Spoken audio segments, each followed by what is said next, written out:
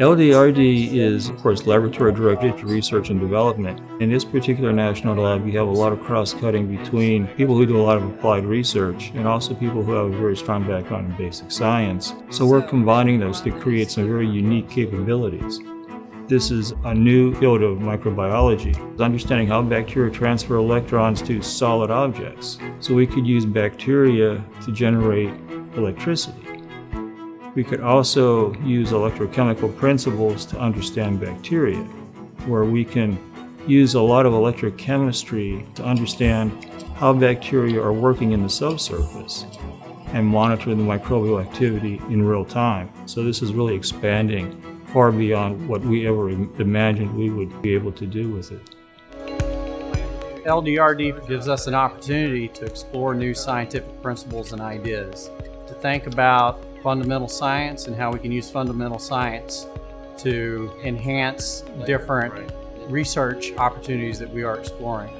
We're trying to understand how adding defects and dopants and graphene edges to nanotubes can enhance their performance and properties for clean energy applications. It enables us to explore new materials that can significantly enhance the performance of these supercapacitors and batteries. So that helps increase DOE targets for energy applications.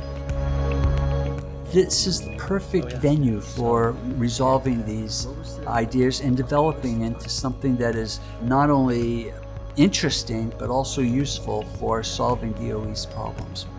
It's a mouthful.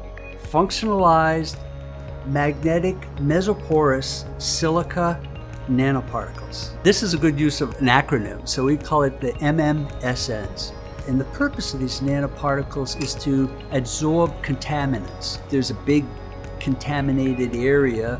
We could throw these nanoparticles into the area, let them mix with the uranium-contaminated water, and then we would retrieve the uranium bound to the nanoparticles with the magnet, and we can pull it back out. Pop cells because of... So it's a great return of investment, and I think it's very critical for the lab to be able to develop new areas for research. And this is a program that let you think out of the box, and this is very fulfilling for a researcher.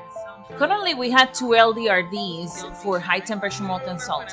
One of them is using max materials, which are materials that give a combination of metal and ceramics and give a specific properties. And we use that, for example, for corrosion prevention, not only in molten salt systems, but we also use it for concentrated solar power. The LDRD program allows me some kind of flexibility between continuing the professional development and seeking new areas of research. Hydrogen fuel cells are being looked as the next generation of energy conversion.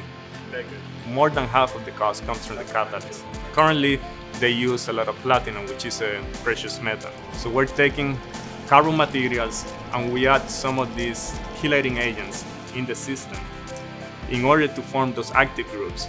And that way, through using different activation procedures, we're able to take that material and completely eliminate the use of precious metal catalysts, therefore lowering the cost of fuel cell. I've been at this work in material science and separations for about 30 years now, and it's rare to have a morning that I am not excited about coming into work. So the LDRD project we're working on is looking at the structure of graphene. And graphene is a sheet material, impermeable to gases, but in particular what we're interested in is what happens when we start engineering defects into the graphene lattice itself. As we punch holes or make lattice defects in the structure, how does that affect the movement of gases and the development of a gas permeable membrane for applications such as gas separation?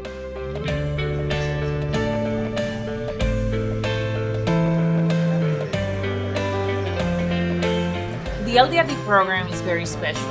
It gives us an opportunity to develop new capabilities and explore new areas. We have a clever idea, and this might be the first time anyone had this clever idea that works out in such a way. It's sort of an adrenaline rush. It positions SRNL to be competitive in the research community. It allows the younger researchers to cut their teeth on the proposal process and develop ideas of their own. We kind of pave that path towards outside funding and outside projects that are really intriguing. The LDRD program is the innovative engine for the Savannah River National Laboratory.